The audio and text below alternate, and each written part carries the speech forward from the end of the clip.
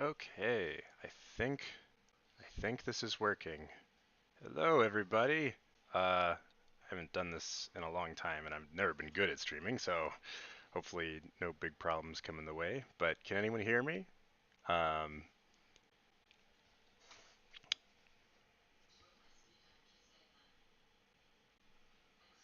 Hello?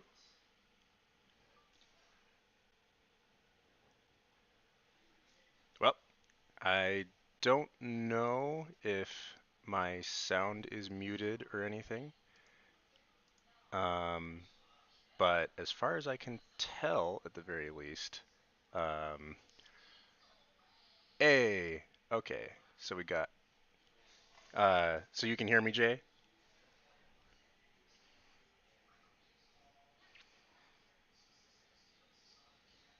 Okay, cool. Um, so yeah, welcome to the first uh, Children of the Beast Creature Workshop. Hello, Starkman.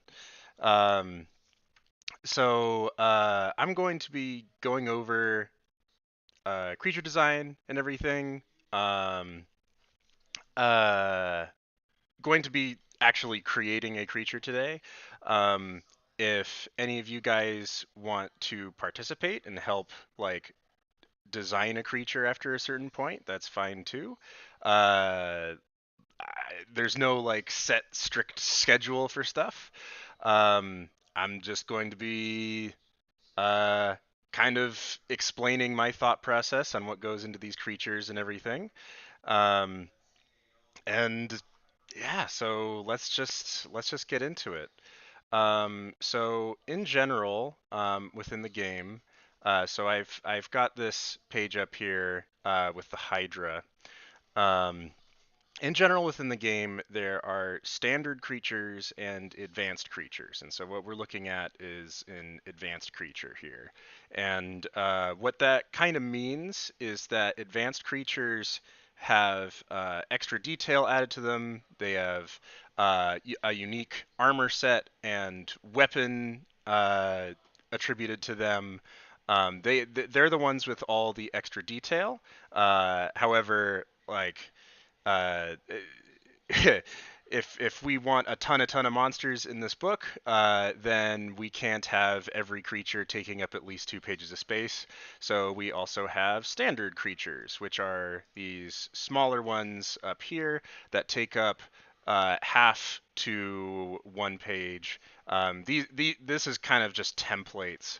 Um, uh, if you notice, only the Batwolf really has stats, whereas the Flesh Editor and the Red Buffoon all have the same stats as the Batwolf, save for a couple things, perhaps.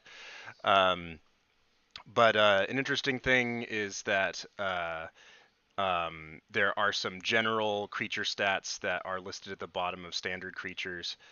So in this 2 page spread, since it is a book with 2 pages in front of you, we have the basic stats for wounds um, as well as how the form or intensity of a creature affects its stats. So, since this is a monster hunting game, and because I like creatures a lot, there is uh, there are you can you can sort of think of forms or intensity as almost like the I was gonna say lifestyle of a creature, but like the wow, the word is escaping me. But as it ages or as certain things happen to it, how it progresses throughout its life. And so it starts out as minion, then goes to creature, boss, and mega boss, just to give an idea of the level of difficulty as well that you should expect out of these creatures. So if you notice, they have health, base damage, and phases. Health is literally a multiplier that changes their base health values. So if you look up at the Batwolf here, it has a base willpower of 10, comma 25, and we'll get to the comma in a second here. So just ignoring the 25, if we look at the 10, that means a standard creature of Batwolf has 10 health. It's one times its base. A boss version would have two times its health, and a mega boss version would have four times its health.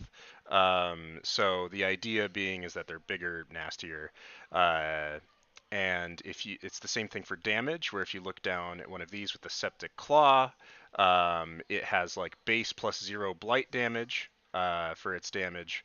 And so if it was a standard creature, it would get 2d6 damage plus zero, 3d6 damage plus zero, yada yada.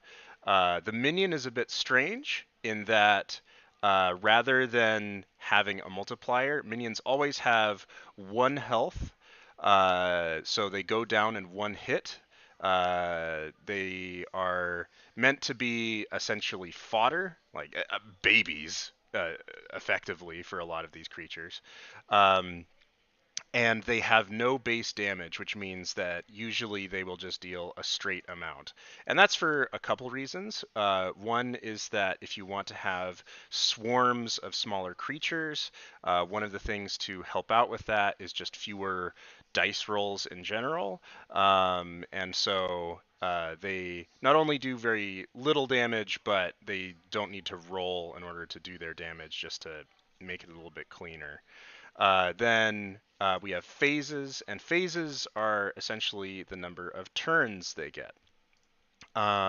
So as you get into boss and mega boss, they will actually have more turns per round.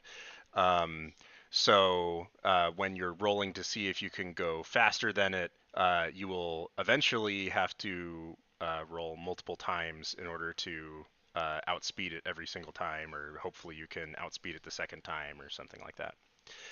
Um, and then we have, so getting into why this comma is here, we can have multiple tiers of difficulty for these creatures. So if you think of minion, creature, boss, and mega boss as like the like if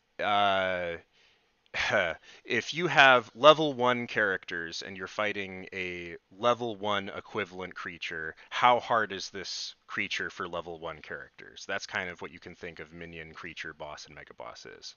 Whereas tiers are like, okay, we have a level 1 version and we have like a level 5 version, which also has the distinctions between minion, creature, boss, and mega boss.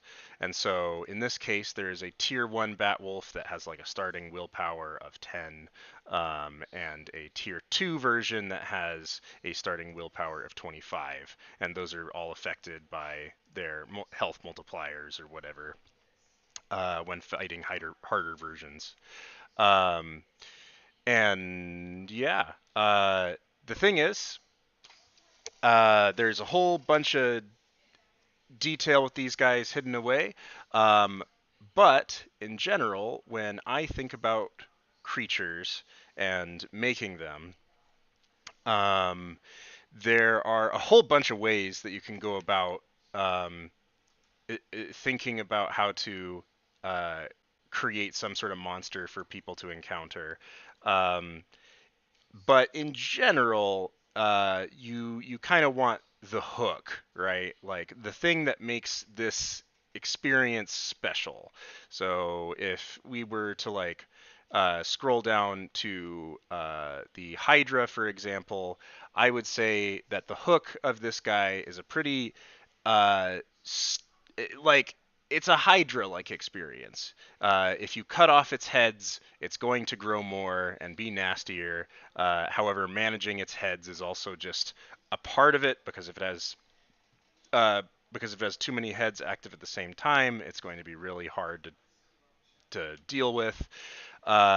This guy is weird and special in that we define um, he has a uh, he has a true face and many many false faces, as this is one of our abominations in the game. So when the corruption like corrupts you utterly, you become some sort of horrible uh, meat mass, and in this case he is developed into a billion heads and whatnot. Um, uh, but yeah, I guess in order to progress into the next thing, um, uh, I want to create a new creature on here. Um, I don't know whether it should be a standard or advanced creature. Um, I mean, do you guys have any preferences? Would we start with something simple or go into like go into full complexity, I guess?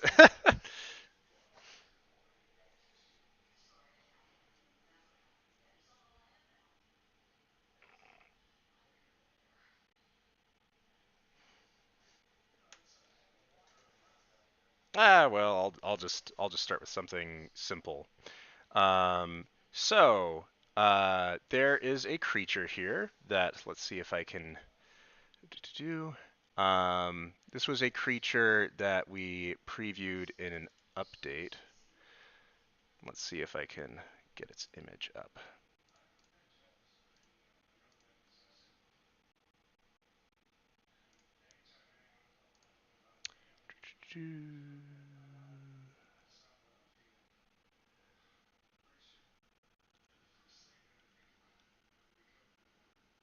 Huh. That's. Oh, is that what it is? That's weird. Can you start with a kaiju-sized beast? Um, so, you know how I said that there is minion, creature, boss, and mega boss? Those are the standard intensities. However, I do have hidden away in the judge section eventually um, that there are actually two intensities past this. In that there is Giga Boss, which is essentially just has a lot of turns and makes everyone's days really, really rough. And then there is Ulda Boss, which is essentially kaiju version of whatever you're fighting. That was part of the Fireblight Drake stretch goal.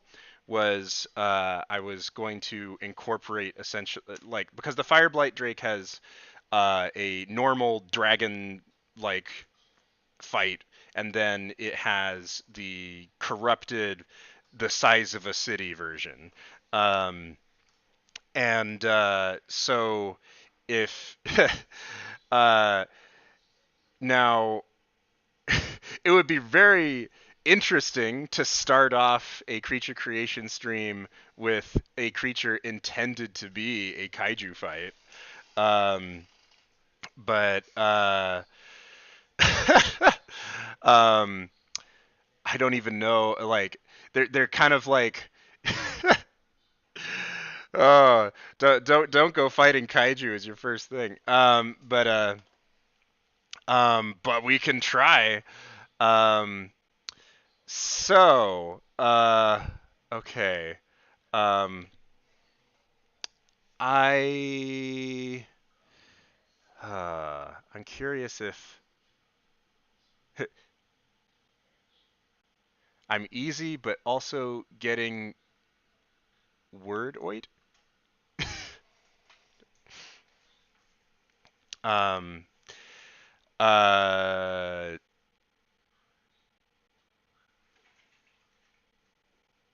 well, anyway. Um, all right. So, uh, at the very least, I'm going to start with a creature here that we previewed.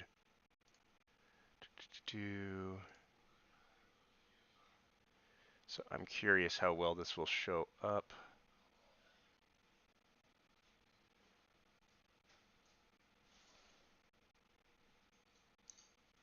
Huh.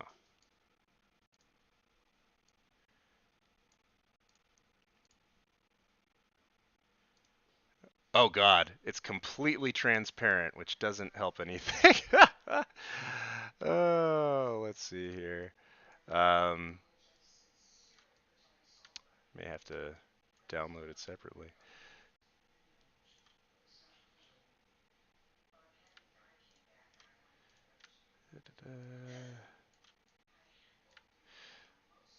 So,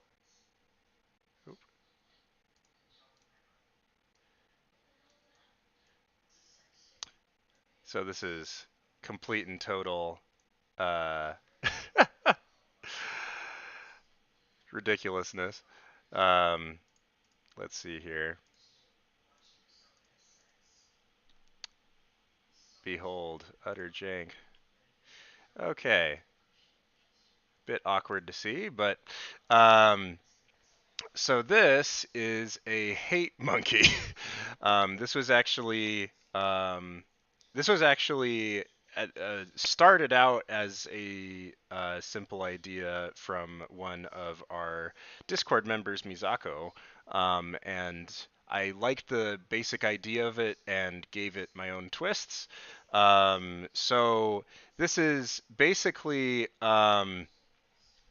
so strictly speaking, I'm tempted to make the base version of this creature because it is a like gorilla type creature that got infected with some sort of parasite that was like devouring it from the inside.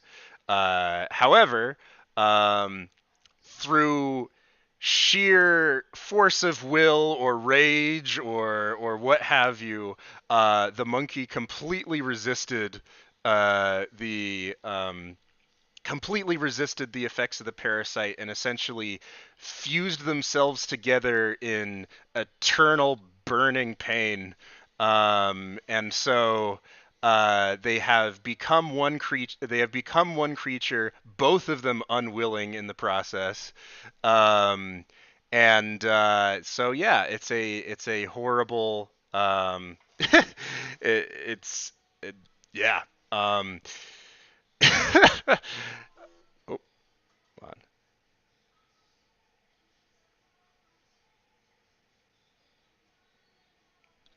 on.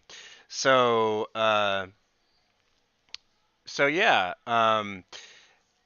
Now the thing is that we have this guy like concepted out. We have this okay, we have this hate monkey that is this horrible melting flesh creature that also has like a secret tongue that it can whip out, rip people apart with, grab, who knows. Like point is that the base pitch is that we have horrid uh horrid tongue monkey, I guess is the pitch. Um, and so, how do we make horrid tongue monkey? Uh, grab the wrong thing. Come on, there we go. I'll just have him hanging over my face for a while. Um, um, how do we have horrid tongue monkey turned into like some kind of creature for people to encounter? Now we can go like you can just go a straight basic way of give it standard attacks, that deal straight amounts of damage, and maybe the tongue attack has extra reach or something like that. I like to try to be a bit more creative than that, at least with one particular attack. Since it's a standard creature, we can't go super, super in depth because our limit is one page and preferably half a page, as we're trying to fit in as many creatures as we can. That being said, if the design's cool enough, it can extend pretty far, but, Um, so, um, thank you. I am not a professional layout designer or graphic designer. I will be very happy to see once I start working with mine, like how they can prettify stuff up. But I do spend a lot of time thinking about layout design, and I hope it shows. So yeah. First thing that we want to do, we can save description for later, but we are going to make, if we already have the Batwolf here, why don't we go to this page? I'm going to delete the grubba. Oh, fun. Well, we'll deal with that later. We are putting the hate monkey. All right. Actually, I just realized we can insert the actual picture itself here so that it isn't hanging over my face.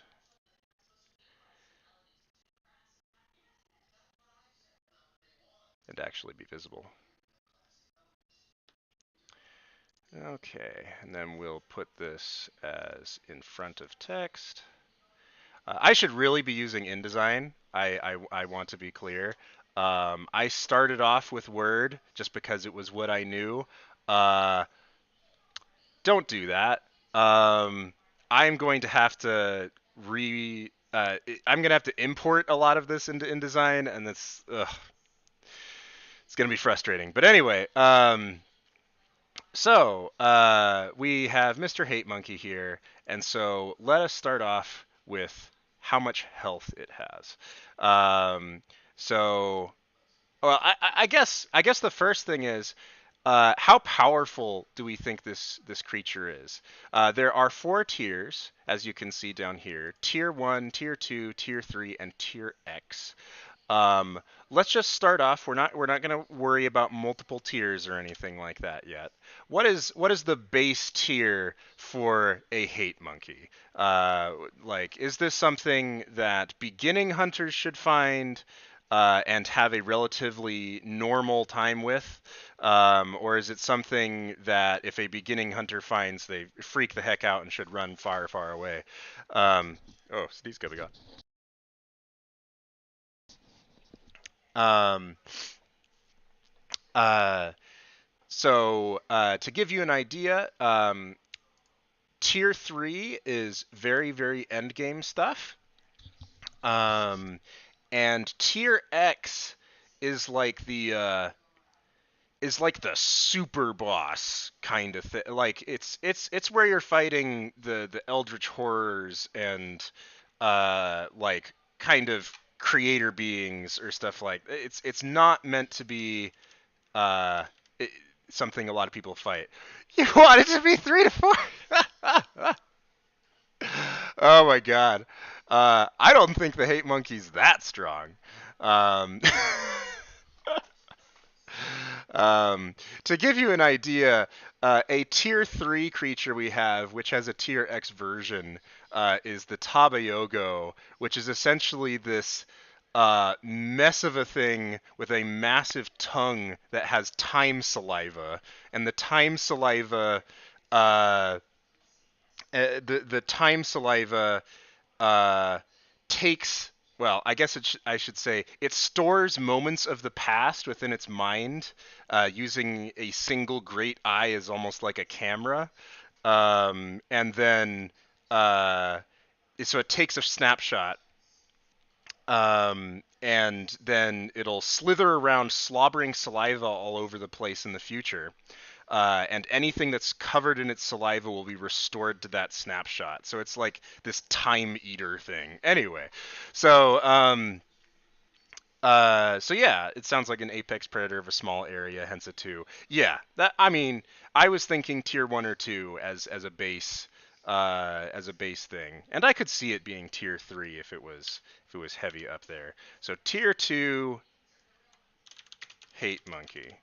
Uh, now we don't have to talk about it yet, but in general, for the higher tier stuff, we define what exactly makes it that much nastier. And so if I was to uh, tier three, uh, I, I'm tempted to do like tier three cadaver monkey or something, as all of its flesh is melted off its body and it's essentially just this rotting skeleton kept together by the parasitic sinew. Um, but that is just an idea.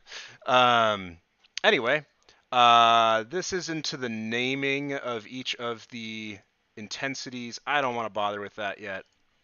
So we're going to go into its base stats. So I am going to show off this thing here, this handy dandy. Oh, is it minimized or something? Is that why it's not showing up? There we go. Yeah, gotta get better at that. So covering my and the hate monkeys beautiful face for a second.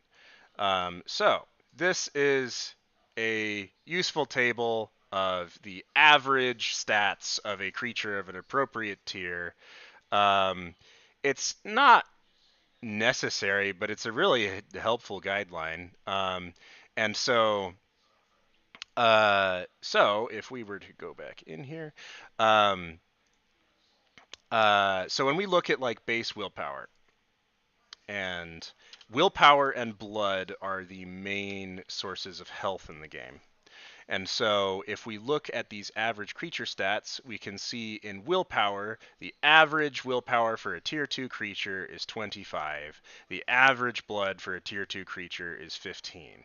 And so the question is, uh, how much what is this guy's strengths or weaknesses, or is his health relatively average? What makes this guy unique? Like I could see this guy having a relatively bulky body, but I don't know. It really just kind of depends on how you want to interpret this design.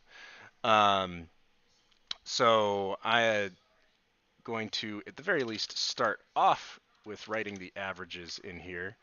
Um, and so yeah, one one way that I uh, when we actually do the creature creation part of the game, um, like the part of the book that explains how to create a creature, the thing that I have that still needs to be fully fleshed out, but let's see if I okay.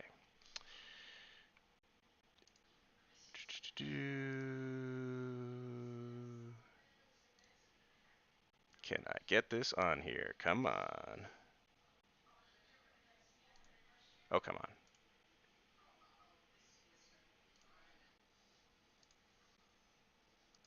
Ah, window capture. There we go. So uh, this is um, this is an old version that I have to update and reformat. But the idea is, are there rules for creatures with multiple forms? Um, it depends on what you mean by form. So, for example, one thing that I did was for a creature called the Razorpede. Instead of having uh, tier 2 Razorpede, tier 3 Razorpede, yada yada, I actually had multiple tier 2 Razorpedes listed up there. One where its internal furnace essentially goes on overdrive and becomes a fire Razorpede, and another where it completely shuts down and it becomes a cold Razorpede, so that uh, in, so that the stat lines that are separated by commas, so instead of having like uh instead of having, hold on,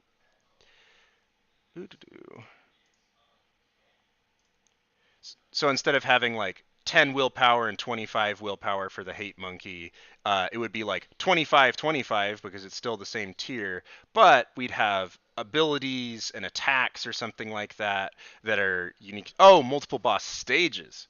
I have done that uh, for a couple creatures. Essentially, what I do is just make an extra bestiary entry for the extra stage.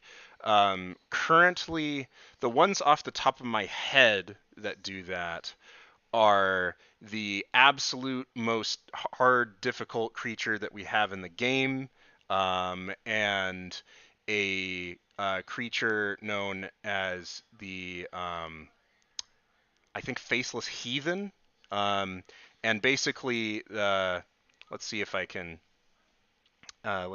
find it. It'll probably be on this.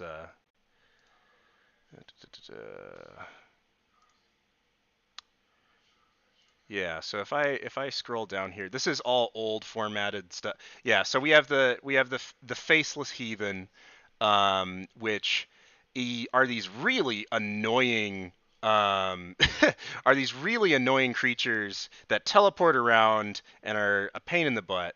And then they actually have immortal regenerating bodies. The only way to defeat them is by destroying their weird little masks. And then once you destroy their mask, it essentially just releases the chains. And they go into the second stage where they become a faceless devourer, a horrible tube thing that just oh it I nasty. Um, but so that's how I've had to do multiple stages is just have to have multiple bestiary entries, just because if the stages are like distinct, then they are multiple creatures. So that's just the way to do it. I don't do it too often. Like I said, there are only two that come off the top of my head. If just because it takes up a lot of space, and I want to reserve it for especially cool things. I love the Faceless Devourer thing. I really like the idea of these kind of spirit things that devolve into, I don't know, Slender Man. um, but let's see here. Um, anyway, so we have. Oh, what the heck happened? I don't know what happened in here. There we go. So we have base blood, base willpower. I'm just gonna give it average of each of those. Uh, Although interestingly, so we now go into armor. Um, Now armor, I'm tempted to say this guy actually has very little armor. Um, like he is kind of a melting fleshy boy. Um, and so the average for a tier 2 is 10. I am going to give him 5. You don't have to go in jumps of 5. I like to do that for the ease of brain use. But you can do whatever you want. Um, oh, we're still using bold. This should be instinct. Oh ho. Anyway, instinct is how quickly it gets to go on its turn, like initiative. Um, uh, will the game's app allow for the GM to add in their own custom creatures? Um, oh man, we wanted to do that. The We might be able to have a basic feature, um, but like the problem is that we can't possibly account for every special ability someone might come up with. So, if you wanted to have someone have an ability where you make someone turn inside out and all of their stats are reversed or something like that, we just, unless we put in our own coding language or something like that, that's not going to work. But with the very least, I could see us putting in something where you could at least put in the text, so that you could put in all the text ideas for what you have for your creature, um, just without the abilities pre-programmed into it. Um, so, yeah. That being said, I would like to do that. Lord knows this project is delayed enough already, so it might be something that comes at like a later time post launch or something like that. Um, uh, anyway, so instinct. How fast is this thing? I am going to make it faster than the usual creature, so I'm going to give it +8 instinct as it is a very pissed off gorilla. I'm also going to make it slightly more evasive. I think. Oh, tier 2 is 15. Yeah, let's give it an evasion of 20. So this guy jumps around all over the place, is hard to hit, but has relatively low armor. Um, Now, resistances and weaknesses to damage types. There are uh, quite a few damage types in the game. God, I'm tempted to say he doesn't resist slashing or piercing that well. Um, the thing is that with resistances and weaknesses, and it's something that will be talked about in the book, is that in general the amount of weaknesses you give a creature um, is should be somewhat dependent on the tier of the creature, as a large part of the game is figuring out whatever weaknesses you can of a creature and exploiting as many of them as you can. And that only gets more and more intense the farther and farther into the game you go. And so at the start, with tier 1 creatures, I like to give 2 or 3 weaknesses so that people have a lot of options for how they take this thing down, as long as they're aware of it and they're taking advantage of it. So if this thing has a weakness to fire, I want people to really take advantage of that. Once you get to tier 2, I try to only have around 1 weakness. And then once we reach tier 3 and tier X, I only give weaknesses to specific weak points of a creature. So, for example, its parasite tongue is weak to fire or something like that. So that it's just, it ends up being. Uh, it ends up being more of a challenge and also more interesting. Because weaknesses are very good. What they do is they maximize the damage of your attack. So if you have 5 damage dice for your attack and you hit something's weakness, it just does maximum damage. You don't even have to roll.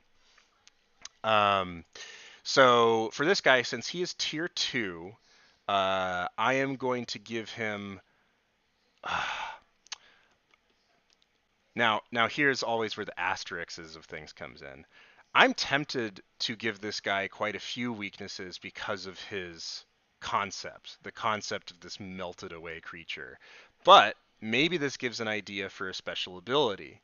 So the special ability being some kind of this monkey gets pissed the fuck off when you hit one of its weaknesses, which I actually kind of like. I like that as a unique twist on things. So I am actually going to give him weakness to slashing, piercing, uh, heat, and corrosive. And we need to adjust the thing here. Oh, not quite good enough.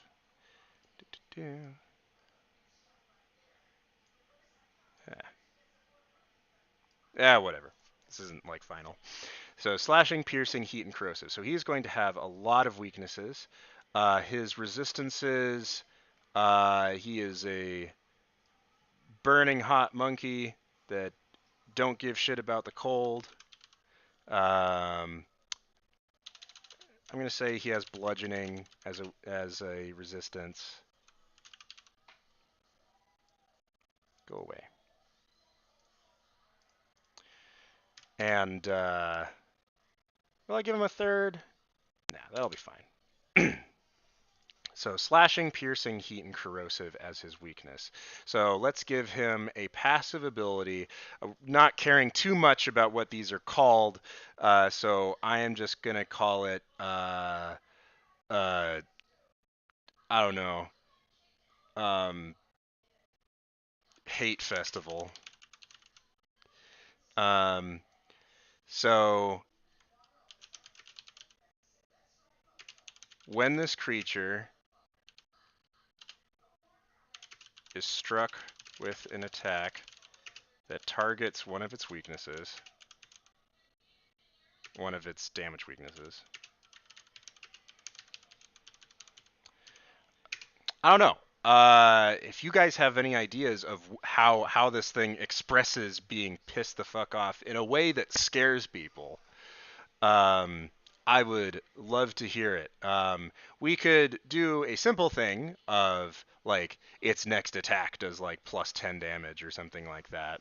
Um, uh, I'm actually tempted to say that it just immediately gets a free attack against who did that, and that attack gets plus 10 damage. Yeah, that it's simple, but I kind of like it. Uh, this creature will then immediately attack their attacker.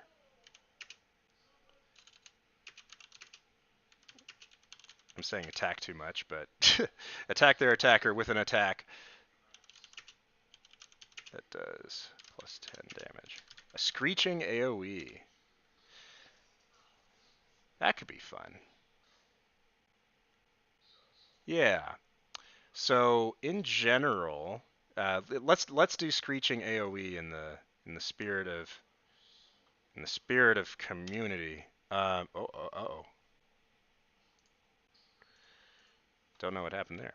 Um, so screeching attack. Uh, I have a couple of those already in the game, and the way he shouts so hard to deafen people. Okay, okay. Now, deafening doesn't do much on its own unless people are already, like, if their main way of sensing people is through hearing. So let's do a couple things here. Uh, so, oh, I shouldn't have raced the start. um, uh, when struck by an attack, dealing damage. When struck by an attack, targeting one of the creature's damage weaknesses. This creature will scream. Um, this scream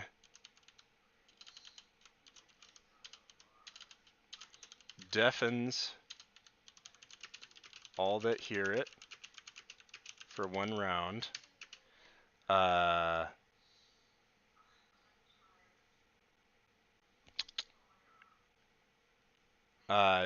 like I said, there's some scream attacks that are previously in the game, and usually I have them do true damage, which is damage that avoids any armor that you have. Usually used for like uh, screams, insanity type stuff, and poisons that stuff that destroys you internally. Um, so deafens all that hear it for 1 round. Uh, one thing I need to do is have a true damage thing on here. So if we look over at the average creature stats for a damage attack, oh, if it's a true damage attack, that does change things. I really need to put in a true damage thing in there. But let's say deafens all that hear it for 1 round and does base plus 5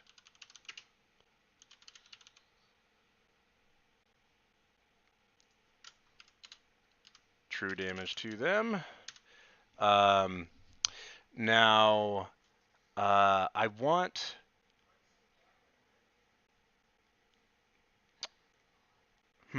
Let's see here. Let's try renaming this. So let's let's do something special at this deafen.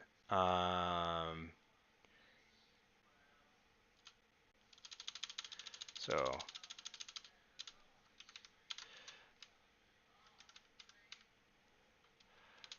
all that hear it become hate screeched for 1 round and does and suffer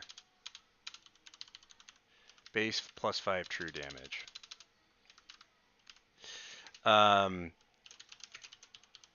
Hate hate screech uh, deafens the affected and deafens the affected and for the sake of this, I'll just say and they have 1 fewer dice for skill checks.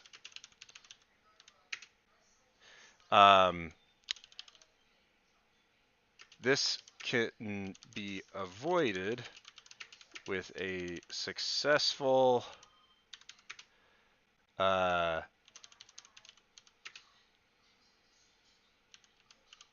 defense skill check of difficulty 20. So when you hear the screech, everybody essentially gets a saving throw where they roll their defense skill, um, and if they roll 20 or better, they are unaffected. But if they are affected, they suffer true damage uh, and become hate screeched. Um, so yeah, cool. Next up, what other attacks should this thing have? Um, so I don't think this thing bites, um, as weird as it is to say. Uh, Mainly just because there's a big tongue in the way. I mean, yeah, he can retract it or something, but um, I think this guy likes to pound people to dust. He's also a gorilla. That fits gorillas more. Is he smashes people. He doesn't just gnaw on people. So I'm going to go. I don't know. Boulder fist. um, and it's accurate. So these hexagons are the number of 20-sided dice you have when you roll it. If you look at a d20 straight on, it's a hexagon. We might actually have actual d20s in here or something. I'll have to be talking to graphic designer about that. Anyway, so the accuracy for an average attack at tier 2 is 2d20 plus 5. So I don't see this as, oh god, what did I do? Uh,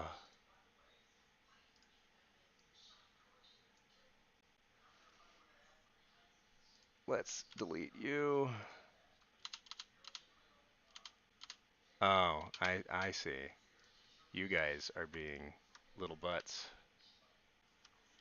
There we go. So accuracy, 2 dice plus 5. Damage. Um, yeah, I would say this thing has average accuracy. The question is, how much damage should it do? Um, should it do average damage for a tier 2 creature?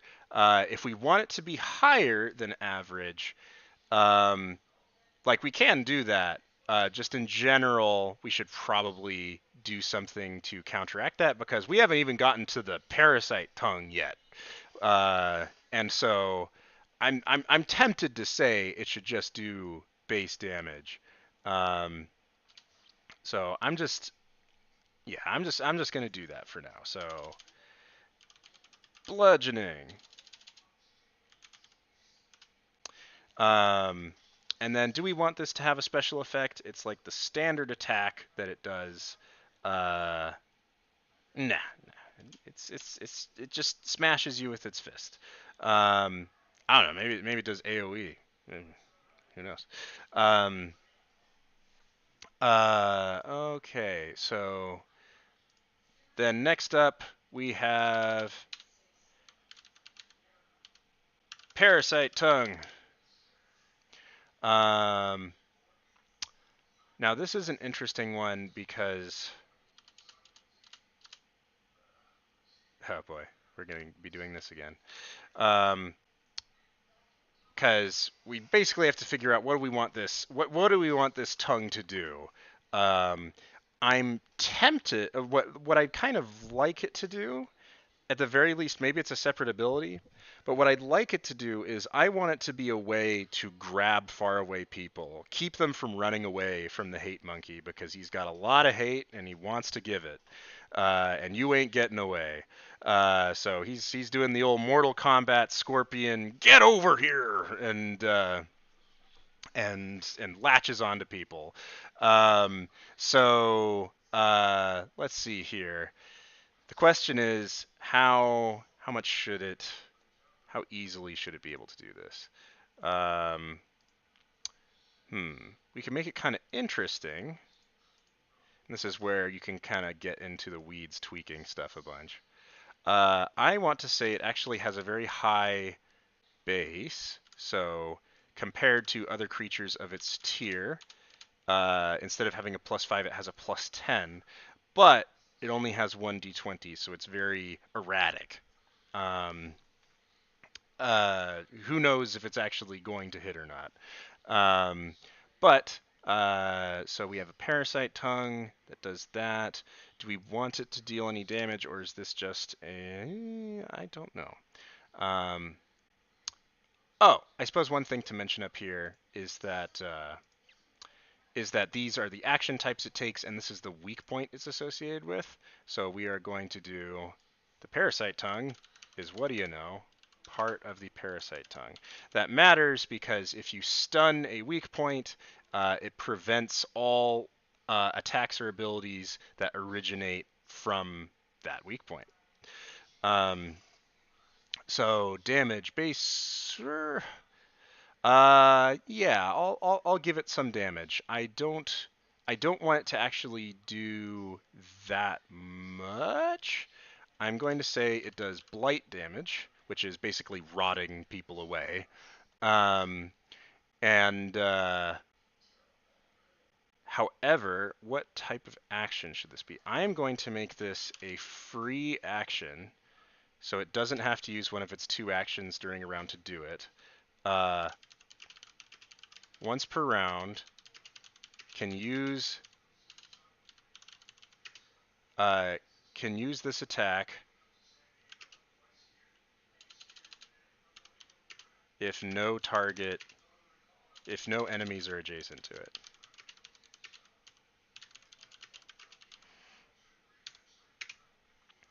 Um, and oh right, we gotta give it a range. So we have accuracy. Does range come forward after? I'm going to give it a range of 50 feet. It is a very long tongue. Don't know why, but whatever. Once per round, can use this attack if no enemies are adjacent to it. Um, if it hits, it pulls the target to an adjacent space to this creature. So the reason I say this creature with a lot of these abilities. I can kind of get away with it with some of them, with not doing it for others. Instead of saying hate monkey, it pulls the target to an adjacent space to this hate monkey or something like that. Is because of a mechanic in the game called flesh smithing, where you can gain the abilities of creatures. So you could gain the parasite tongue. If you were to tear this thing apart and add it to your soul, um, and so that's just an extra thing to kind of avoid at least a bit of confusion. Obviously, your hunter, some people may not view themselves as a creature, but in terms of the game's text, it does view everyone as creatures. Um, so it's just a way to make it so that if someone gains this ability, they don't have to ignore all the specified creature text. Now, a thing is that if you notice, Hate Festival is an ability that does not have an associated body part with it. And you can only gain abilities that have an associated body part. So you can't gain Hate Festival. You can gain Parasite Tongue, you can gain Boulder Fist, but yeah. Um, yeah, so if it hits, it pulls the target to an adjacent space to this creature, and that's pretty much it. It's this little grapple thing that shoots out, pulls people in, and now we have a better idea of how this creature works. At this point, is that it has a free parasite tongue. So you start out far away. It throws out its parasite tongue, grabs people, burns them a bit, brings them in, and then pounds them to dust with its fists. So in that case, now that we know for sure how this creature works, we can go back to Boulder Fist and reevaluate, is this what we want to do with it? And I feel like a naughty, naughty boy. who wants to make it so these boulder fists are stronger than usual. It will pull you in, pound you with two separate boulder fists, and just pound you to paste. That is what this guy does. And then if you attack one of his weaknesses, then I'll yeah. So I mean, I feel like we've accomplished the goal of this creature of being this weird parasite tongue thing that latches onto people, pounds them like a gorilla would, and then moves on to the next. So then the question is, we also have an aspect of the game called breakdowns, which is what happens when they run out of willpower and only have a little bit of blood left. What happens when this guy breaks down? Most of them, with standard creatures, are meant to be fairly simple, partially because we don't want people to be having like a bunch of complex stuff going on. Anyway, so I want to do a thing where breakdown. I'm. I mean, I just said it's simple, but this is anyway. Breakdown. Overheat. Uh, the muscles within the hate monkey's flesh, and I can say hate monkey because this is not an ability associated with a body part.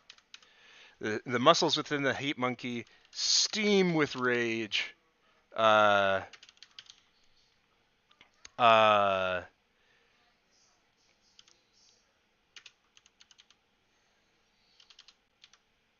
causing its fists to become superheated. Uh, Boulder Fist now does heat damage, or I should put this as now does base plus 20 heat damage.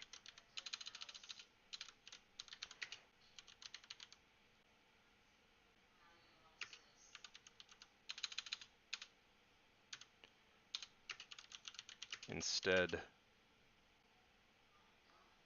of the previous damage. All right. I hope that makes sense. Uh, then, lastly, oh god, let's see if I can find a way to get down there. We have these stats. How fast does it move? Uh,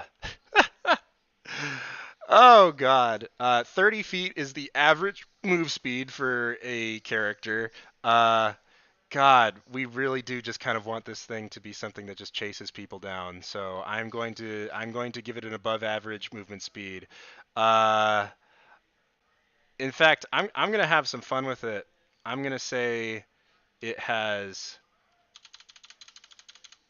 full ground climb and swim. Normally, most people have half climb and half swim speed because they can't do that as fast. No, he will pursue you through mountain, stream, or whatever.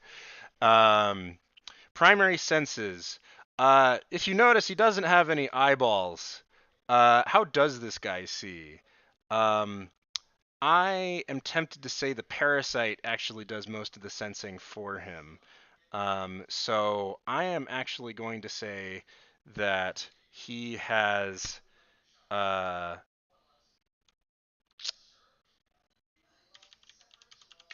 nearby smell, which basically just means um, I'm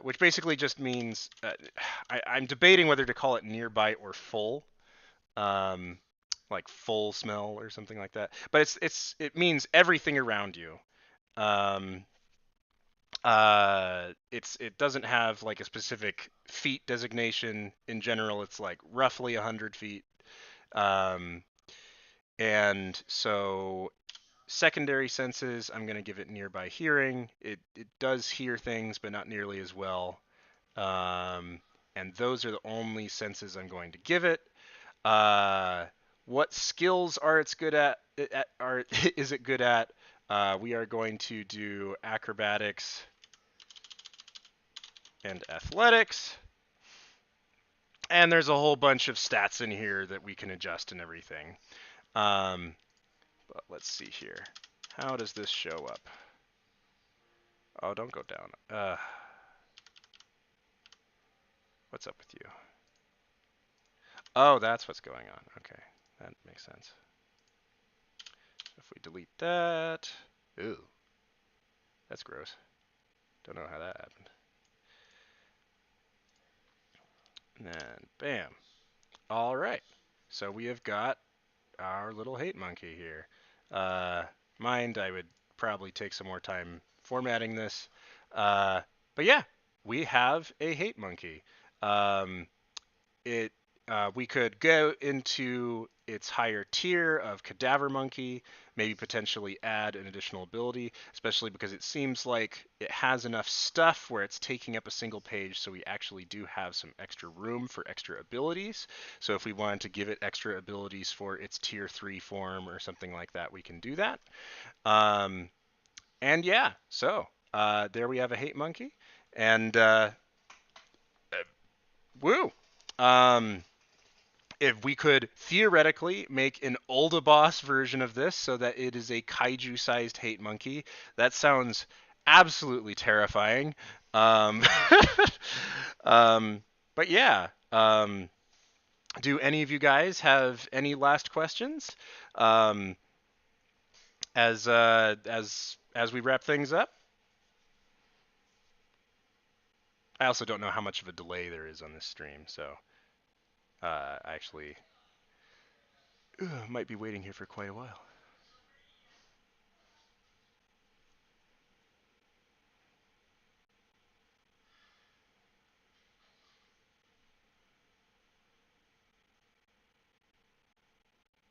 Well, I do not know if there are any questions, but I'm happy to have you guys join me.